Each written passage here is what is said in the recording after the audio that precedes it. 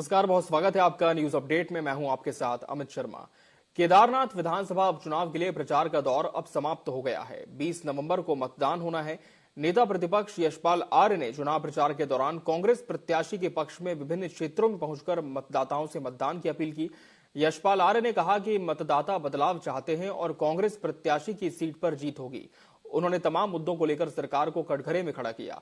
कहा कि प्रदेश सरकार आम जनता के हित को लेकर कोई ठोस कदम नहीं उठा पाई। कानून व्यवस्था को लेकर भी उन्होंने कई सवाल खड़े किए हैं। इसके अलावा केदारनाथ धाम के नाम पर दिल्ली में बनाए जाने वाले मंदिर को लेकर भी उन्होंने बीजेपी और प्रदेश सरकार को घेरा है।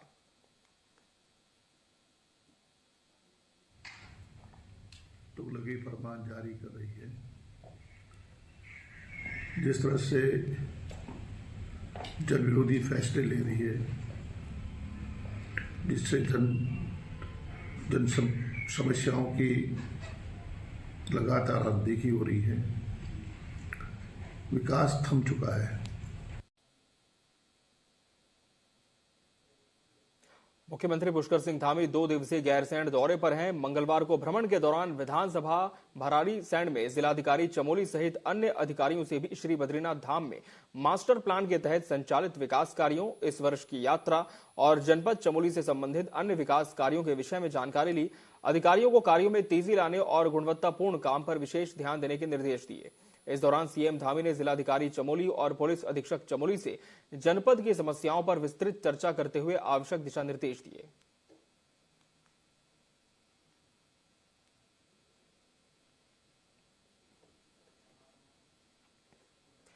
केदारनाथ उपचुनाव के लिए प्रचार का समय समाप्त हो गया है और अब सबको 20 नवंबर का इंतजार है। इस बीच कांग्रेस पार्टी अपनी जीत का दावा कर रही है। नेता प्रतिपक्ष यशपाल आर्य ने कहा कि केदारनाथ की जनता का रुख भाजपा के खिलाफ नजर आ रहा है। साथ ही उन्होंने भाजपा पर तीखा हमला बोलते हुए कहा कि जिस तरह भाजपा की तुगलकी फरमान से केदारनाथ धाम के अस्मिता को चोट पहुंचाने का काम हुआ, उससे जाहिर होता है कि भाजपा की कथनी और करनी में अंतर है।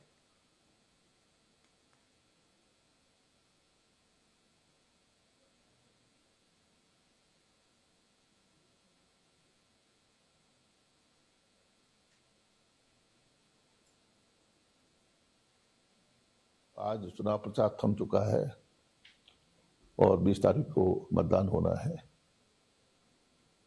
और निश्चित रूप से जो केदारनाथ की महान जनता का जो मूड है और जो माहौल है, भाजपा के खिलाफ है। और स्पष्ट रूप से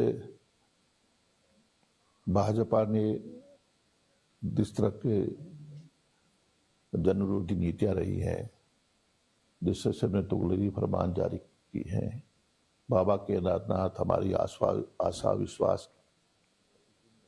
कांग्रेस का प्रतिनिधिमंडल आज चुनाव आयोग से मुलाकात करने पहुंचा। इसकी जानकारी कांग्रेस के प्रदेश सह प्रभारी सुरेंद्र शर्मा ने दी। सह प्रभारी ने बताया कि कांग्रेस का एक प्रतिनिधिमंडल चुनाव आयोग से मिलने पहुंचा है और हमने मांग की है कि जिस तरह से केदारनाथ क्षेत्र में आदर्श आचार संहिता का खुलेआम उल्लंघन किया जा रहा है, केदारनाथ क्षेत्र में भाजपा के मंत्री विधायक खुलेआम शराब, पैसा बांटने के साथ ही जनता को अन्य प्रलोभन दे रहे हैं, इन सब पर तत्काल रोक लगाई जाए। आज चुनाव आयोग से मुलाकात की है। हमने उनसे डिमांड किया है कि जिस तरह से वहाँ आदर्श आचार संहिता का खुलेआम उल्लंघन हो रहा है, जिस तरह से धामी सरकार के मंत्री और विधायक और उनके पदाधिकारी भाजपा के आरएसएस के लोग जिस तरह से खुलेआम दारू बांट रहे हैं, पैसे बांट रहे हैं, साड़ियाँ बांट रहे हैं, लोगों को अनेक तरह के प्रलोभन दे रहे हैं, दबाव डाल रहे वोटर के ऊपर। हमने चुनाव आयोग से मांग किया है कि आप इन चीज़ों पे तुरंत रोक लगाएं। चुनाव आयोग की भी क्रेडिबिलिटी का मुद्दा है, उनकी भी क्रेडिबिलिटी स्टेक पे है। अगर वो इसको नहीं रोकेंगे तो वो भी क्रेडिबिलिटी। पूरे देश में कांग्रेस नेता और कार्यकर्ता पूर्व प्रधानमंत्री इंदिरा गांधी की जयंती मना रहे हैं। इसी कड़ी में उत्तराखंड कांग्रेस मुख्यालय में भी इंदिरा गांधी की तस्वीर पर पुष्प अर्पित किए गए। कांग्रेस के वरिष्ठ नेता पूर्व कैबिनेट मंत्री हरक सिंह रावत ने मीडिया से बात करते हुए कहा कि जिस दिन इंदिरा गांधी का देहांत हुआ था, उस दिन वो लखनऊ में थे और इंदिरा गांधी के इलाहाबाद में एक कार्यक्रम था जिसमें उनका स्वागत करने जा रहे थे, लेकिन उनकी मृत्यु का दुखद समाचार मिला। पूर्वी पाकिस्तान और पश्चिमी पाकिस्तान पर ज्यादा गतिविधियां, अपनी आतंकवादी गतिविधियां मत बढ़ाओ। और जब पाकिस्तान बाज नहीं आया तो हिंदुस्तान की फौज के बलबूते पर 1971 में पाकिस्तान पे आक्रमण कर दिया, पाकिस्तान के 2 टुकड़े करा दिए, बांग्लादेश और आज जो पाकिस्तान।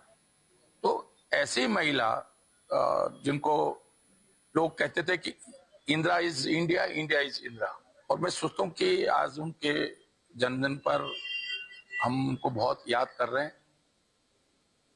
उत्तराखंड की केदारनाथ विधानसभा सीट पर कल मतदान होना है और दोनों राष्ट्रीय पार्टियों के नेता अपनी अपनी जीत के दावे कर रहे हैं। वहीं केदारनाथ में कांग्रेस के सह प्रभारी सुरेंद्र शर्मा ने भी खूब प्रचार किया है। केदारनाथ सीट पर होने वाले मतदान को लेकर टीवी 24 के संवाददाता आदिल पाशा ने सह प्रभारी सुरेंद्र शर्मा से खास बातचीत की। उत्तराखंड की केदारनाथ विधानसभा में उपचुनाव होना है, कल उसके लिए वोटिंग है और कांग्रेस पार्टी ने पूरी ताकत वहां झोंकी है। जहां एक तरफ सरकार के कई मंत्री उस सीट को बचाने में जुटे हुए हैं, वहीं कांग्रेस भी पूरी तरह से मेरे साथ बात करने के लिए उत्तराखंड कांग्रेस के सह प्रभारी सुरेंद्र शर्मा इस वक्त। सर, कल मतदान होना है, केदारनाथ में आप भी रहे, प्रवास किया, तो कैसा देख रहे हैं? केदारनाथ की जनता को कल होने वाले मतदान के लिए शुभकामनाएं। मुझे पूरा विश्वास है, जैसा कि मैंने देखा भी है, मैं हफ्ता 10 दिन वहीं था। पिछले जब से हमने नामांकन दाखिल किया, हमारे प्रदेश के सारे नेता, जिसको हमारे प्रदेश के अध्यक्ष लीड कर रहे थे, हमारे हरीश राव जी लीड कर रहे थे, यशपाल आर्य जी लीड कर रहे थे, गणेश गोदियाल जी लीड कर रहे थे, हरक सिंह रावत जी लीड कर रहे थे, उसके अलावा प्रदेश के सारे बड़े नेता वहां पे प्रचार कर रहे थे। और यूनाइट होके हमारा वहां का कार्यकर्ता, हमारा वहां का नेता, हमारा वहां का संगठन, सब कंधे से कंधा मिला के मनोज रावत, एक ही नाम था, मनोज रावत कांग्रेस पार्टी, सब लोग मिलके काम कर रहे थे। भाजपा प्रोपोगेंडा फैलाती है, वो जब उनको हार सामने दिखती है तो इस तरह के अनाप शनाप चीजें, अफवाहें फैलाते हैं, वो उनका काम है। अभी हमारे साथ बात कर रहे थे उत्तराखंड कांग्रेस के सह प्रभारी सुरेंद्र शर्मा, जिन्होंने कहा है कांग्रेस ने पूरी एकजुटता के साथ केदारनाथ विधानसभा में मेहनत की और आने वाला जो नतीजा होगा वो कांग्रेस के पक्ष में। देहरादून से वीडियो जर्नलिस्ट हरीश के साथ आदिल पाशा, टीवी 24। ग्रीष्मकालीन स्थान से 4 धाम के कपाट बंद होने के बाद अब आप शीतकालीन स्थल से 4 धाम के दर्शन कर सकते हैं। आपको बता दें कि पिछले साल की तरह इस साल भी शीतकालीन 4 धाम यात्रा पर जोर दिया जा रहा है। बद्रीनाथ धाम के कपाट बंद होने के बाद शंकराचार्य स्वामी अभिमुक्तेश्वरानंद देहरादून पहुंचे, जहां उन्होंने प्रेस कॉन्फ्रेंस करते हुए कहा कि हिंदू समाज में एक भ्रांति पैदा हो गई है। स्थानीय लोगों और मीडिया रिपोर्ट के अनुसार सभी समझते हैं कि ग्रीष्मकाल में ही लोग यात्रा कर सकते हैं, लेकिन ऐसा नहीं है। शीतकाल स्थल पर भी आप आकर दर्शन कर सकते हैं।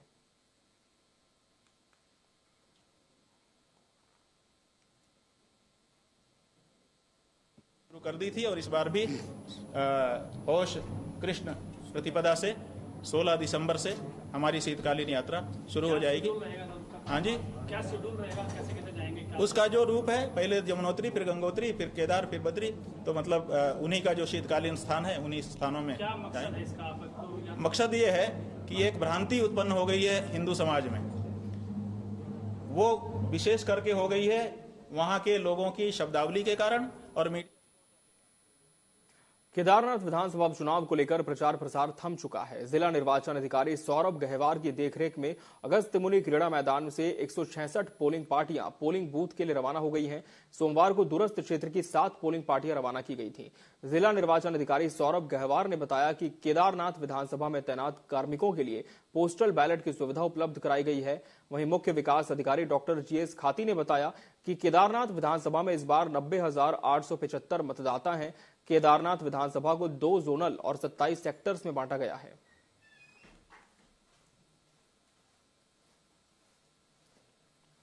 टोटल हमारे 173 बूथ्स हैं, जिसमें से 7 बूथ्स की जो टीम है वो कल मूव कर गई थी।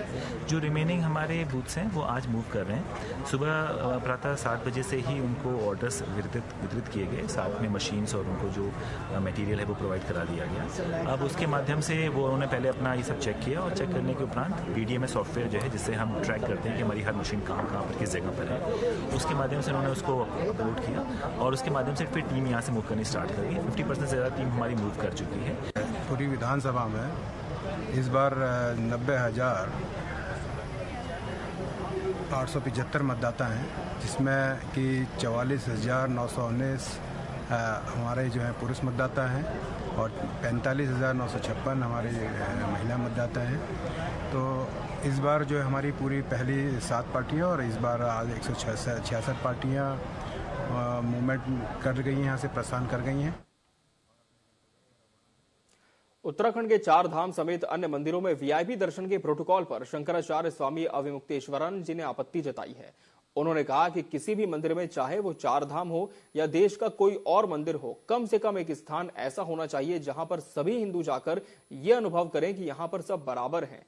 रेल बस सब जगह बंटवारा किया गया। अगर मंदिरों में भी वीआईपी दर्शन होते हैं तो यह हिंदू भावना की बिल्कुल विपरीत है। इसके साथ ही योग गुरु बाबा रामदेव की ओर से शंकराचार्य स्वामी अविमुक्तेश्वरानंद जी पर की गई टिप्पणी पर स्वामी जी ने पलटवार किया है।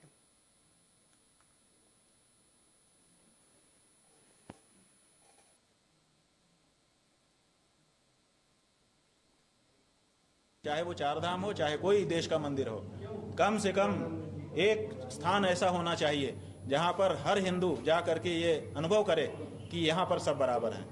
अब भारत में स्टेशन में आपने ट्रेन में क्लास बना दिए हैं, लाउंज बना दिए हैं, अलग अलग कैटेगरी के, हर जगह पर भेद हो गया है। केवल एक हमारे भगवान के मंदिर बचे हैं जहां पे हम एकाकार हो सकते हैं। फिल्म अभिनेता सलमान खान के बाद अब लॉरेंस बिश्नोई गैंग के निशाने पर हल्द्वानी निवासी जाने माने यूट्यूबर सौरभ जोशी आ गए थे। जैसे ही खबर फैली मानो हड़कंप मच गया। लेकिन आप जानकर हैरान रह जाएंगे कि लॉरेंस बिश्नोई के नाम पर सौरभ जोशी को धमकी देने वाला एक साधारण नशेड़ी और बेरोजगार निकला। धमकी में लॉरेंस बिश्नोई गैंग की तरफ से 2 करोड़ की डिमांड की गई थी और ऐसा न करने पर सौरभ के परिवार के सदस्य को जान से मारने की धमकी भी दी गई थी। मामले की शिकायत के बाद हल्द्वानी पुलिस ने आरोपी को सौरभ जोशी के घर के पास से ही गिरफ्तार कर लिया है।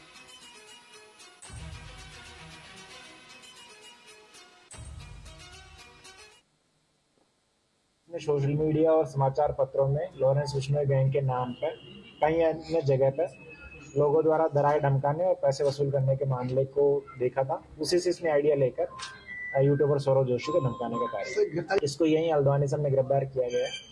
इसके द्वारा पूर्व में यहाँ हल्द्वानी में आकर सौरभ जोशी करके रेकी की गई और इसके साथ इसने देखा कि किस तरीके से उसको धमकाया जा सकता है। तो इसी उद्देश्य से हल्द्वानी आया था और जब पैसे लेने के इरादे से हल्द्वानी आया तो पुलिस ने इसको गिरफ्तार किया।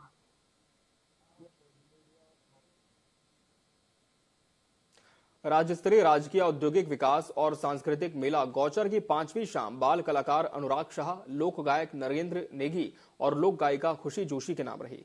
इस दौरान कलाकारों ने अपनी सांस्कृतिक प्रस्तुतियों से दर्शकों को झूमने को मजबूर कर दिया। साथ ही स्थानीय लोक कलाकारों ने भी मेले में लोक संस्कृति के रंग बिखेरे। लोक गीतों की प्रस्तुतियों पर दर्शक देर रात तक थिरकते रहे। गोचर मेले की स्टार नाइटों का दर्शक जमकर लुत्फ उठा रहे हैं।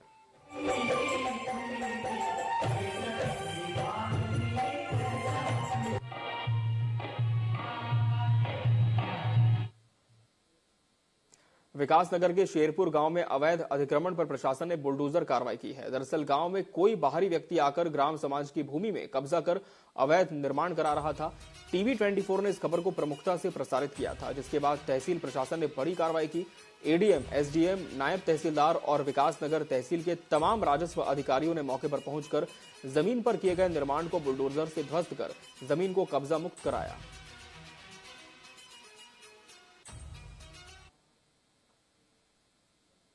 देहरादून की हवा में प्रदूषण का स्तर बढ़ने की वजह से शहरवासियों की चिंताएं बढ़ गई हैं। पिछले कुछ दिनों से एयर क्वालिटी इंडेक्स का स्तर लगातार गिरता जा रहा है, जिसका मतलब यह है कि शहर में प्रदूषण तेजी से बढ़ा है। खासकर सुबह और शाम के समय एयर क्वालिटी सबसे खराब स्तर पर पहुंच जाती है।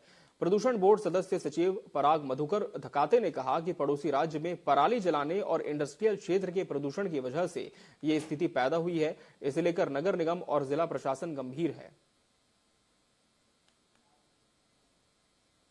जाएंगे, गांव वाले भी काफी हैं और उनको कहा गया कि अगर आप अपनी शिकायत के संबंध में किसी प्लॉट को ये कह रहे हैं कि वो सरकारी है तो हमारी टीम अभी उसको मौके पे है, चेक करेगी और अभी उसको जो अतिक्रमण है उसको हटा देगी। ऐसे क्षेत्रों में कोई भी धार्मिक अवस्थापना अगर वहाँ वैध रूप से अवैध रूप से होती है और जिसको हटाने की या उसको विस्थापित करने की जो व्यवस्था उसमें दी गई है, इसके अंतर्गत कार्रवाई की जा रही है। जो संबंधित सक्षम अधिकारी है उनके द्वारा कार्रवाई करते हुए अलग अलग अपने अपने क्षेत्रों में विधिक कार्रवाई जो प्रॉपर नोटिस देते हुए कार्य किया जा रहा है। जहां तक वन विभाग की बात है, यहाँ पे जिस प्रकार से वन भूमि पर अतिक्रमण चल रहा था यहाँ पे, तो एक एंटी इंक्रोचमेंट ड्राइव के अंतर्गत 1200 हेक्टेयर से ज्यादा वन भूमि से अतिक्रमण हटाया गया है यहाँ पे। तो निरंतर जिस प्रकार की भी धार्मिक अवस्थापनाएं वन भूमि में भी आती है यहाँ पे, उसको भी जो नियमानुसार भारतीय वन अधिनियम के जो प्रावधान है, जो सक्षम अधिकारी है, प्रभागी वन अधिकारी द्वारा उसको हटाया गया। समाजवादी पार्टी के अध्यक्ष और उत्तर प्रदेश के पूर्व मुख्यमंत्री अखिलेश यादव खराब मौसम के चलते मीरापुर में चुनावी जनसभा कार्यक्रम में शामिल नहीं हो पाए। दरअसल कम विजिबिलिटी के चलते उनका हेलीकॉप्टर जॉली ग्रांट एयरपोर्ट से उड़ान नहीं भर सका, जिससे उन्हें हरिद्वार में ही रुकना पड़ा। अखिलेश यादव के मीरापुर यात्रा स्थगित होने से स्थानीय कार्यकर्ताओं में निराशा है। वहीं समाजवादी पार्टी अध्यक्ष का संदेश है कि वो जल्दी चुनाव प्रचार के लिए फिर से मैदान में उतरेंगे।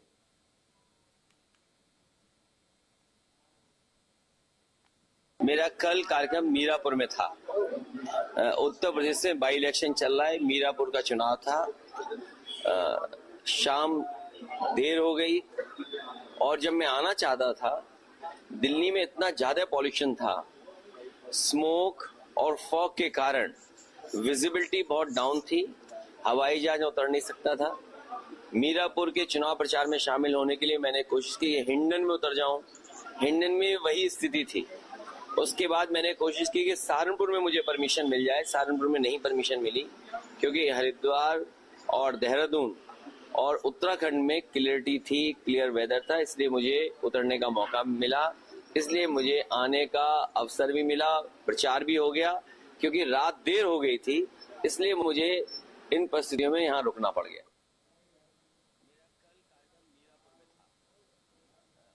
नैनीताल में मंदिर माला मानस खंड मिशन के तहत 11 करोड़ की लागत से नैना देवी मंदिर में सौंदर्यीकरण किया जा रहा है। मंगलवार को एसडीएम वरुण अग्रवाल ने मंदिर समिति और अन्य स्टेक होल्डर्स के साथ बैठक की। एसडीएम ने बताया, मंदिर माला योजना के तहत पंथ पार्क से मंदिर तक फुटपाथ समेत सौंदर्यीकरण के कई काम किए हैं, जिसे लेकर स्टेक होल्डर्स से सुझाव मांगे गए, जिससे श्रद्धालुओं को किसी प्रकार की असुविधा का सामना न करना पड़े। कई चीज़ें हमने इस माला प्रोजेक्ट के तहत सुझाव देने थे मार्केट एसोसिएशन से प्लस नैना देवी मंदिर ट्रस्ट के माध्यम से, जो आज हमारे सिटी मजिस्ट्रेट श्रीमती आई हैं उनको दी गई हैं और उन सभी पर उन्होंने गौर करने का विचार मन बनाया है। हमारा सीवर लाइनें यहाँ पर ओवरफ्लो होती है, नालियाँ चौक रहती हैं, नाले चौक रहते हैं, 2.5 फीट से ऊपर इस प्रांगण में पानी भर जाता है। तो मंदिर माला प्रोजेक्ट का मेन मिशन यही है कि इसको साफ सुथरा रखा जाए, तो उसमें सीवर लाइन का सुधार होना बहुत जरूरी है। मंदिर माला प्रोजेक्ट, क्योंकि मैं भी नैना देवी मंदिर के कोषाध्यक्ष हूँ, तो उसमें हमने यही रखा है कि इसमें प्रोजेक्ट को एक साथ किया जाए ताकि ये 2-3-4 महीने में इस प्रोजेक्ट को पूरा किया जा सके और श्रद्धालुओं को असुविधा न हो। उधम सिंह नगर के जिला मुख्यालय रुद्रपुर में सोमवार देर रात ट्रेन से कटकर एक मजदूर की मौत हो गई। मृतक मूल रूप से बिहार के वादिया गांव का रहने वाला था और यहां मजदूरी का काम करता था। सोमवार देर रात वो मजदूरी कर घर वापस लौट रहा था। वो भूरा रानी के समीप अंडरपास से पटरी पार कर रहा था, तभी वो रानीखेत एक्सप्रेस ट्रेन की चपेट में आ गया और उसकी मौके पर ही दर्दनाक मौत हो गई। घटना की जानकारी मिलने पर परिजनों में कोहराम मच गया। वहीं सूचना मिलने पर पुलिस ने शव का पंचनामा कर पोस्टमार्टम के लिए भेज दिया है। सतपाल साहनी नाम है इनका। ये काम से आ रहे थे, पल्लेदारी का काम करते हैं, अपने घर आ रहे थे। तो आ रहे थे तो शायद उनके ट्रेन के पास क्या कहते हैं, पेशाब वसाब करने गए होंगे पटरी पे, तो उसी दौरान चपेट में आ गए ट्रेन। ये कल जो है एक व्यक्ति की ट्रेन से दुर्घटनाग्रस्त हुआ है। उसमें वो छिटक कर गिरा या क्रॉस करते समय एक्सीडेंट हुआ या ट्रेन के झोंक में वो आ गया है। वो घटना के कारणों की हम लोग जांच कर रहे हैं और इसके बाद जो है जो भी फैक्ट्स आते हैं उसके हिसाब से हम लोग अग्रिम कार्रवाई करेंगे। बाकी मृत्यु का कारण स्पष्ट करने के लिए पंचायतनामा भर के पोस्टमार्टम की कार्रवाई की जा रही है। खबर पौड़ी से है, जहां धोखाधड़ी और ठगी करने की घटनाएं लगातार बढ़ती जा रही हैं। जिले के कोटद्वार में महिला से कम समय में पैसा दोगुना करने के नाम पर करीब 9 लाख रुपए की ठगी की गई। महिला ने धोखाधड़ी की शिकायत थाने में दर्ज करवाई, जिसके बाद पुलिस ने मामले में कार्रवाई करते हुए आरोपी को राजस्थान से गिरफ्तार किया है।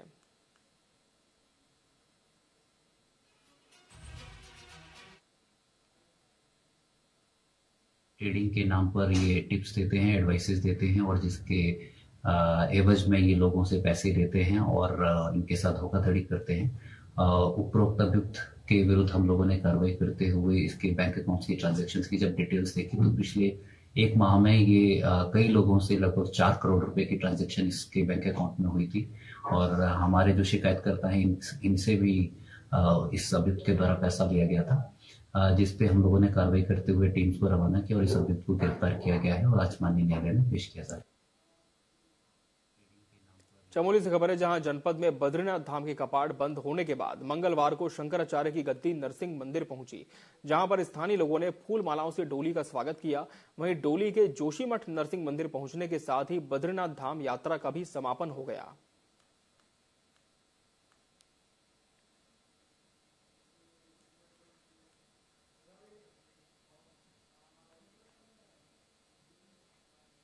इसके साथ न्यूज अपडेट की खबरों में फिलहाल इतना ही। मुझे और मेरी पूरी टीम को दीजिए इजाजत। नमस्कार।